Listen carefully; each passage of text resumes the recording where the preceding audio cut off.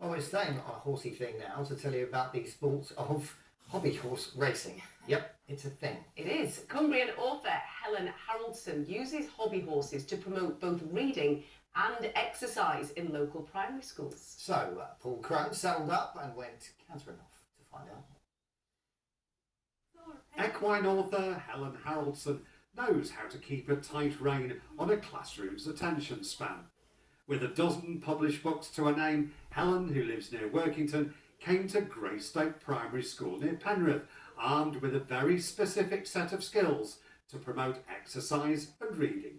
A lot of the words that we get from books aren't words that are spoken generally. We don't speak in book language. So it really helps children to develop the vocabulary if they are exposed to lots of different books. And a secret weapon to seal the deal with the youngsters, this trusty steed, a hobby horse, in fact a whole stable of them.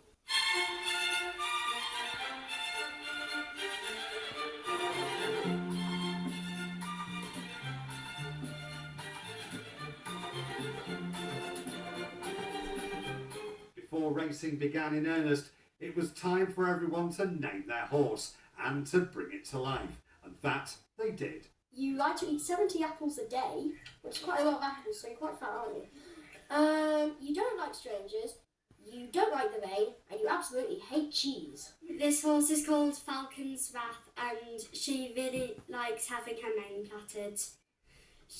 But she really doesn't like mud or puddles. He likes rolling in the dirt and playing with his friends. Does he get very muddy? Yes. What's he called? Dollar. I would jump round jumps in my back garden, and that was just brilliant play.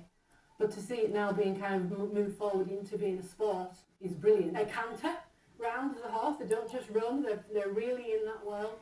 And it's just great to see them cheering for each other. If somebody has a fence down, there's commiserations, there's a real camaraderie around the kids who do it. So they're under started orders, let's get down to the start line. That means you, or you can just stay here if you want. With the going good to soft on a nearby playing field, the jockeys and horses remained tightly bunched from the start. The rounding of the traffic cone proved to be a doddle, and then it was a race for home. No horsing around here.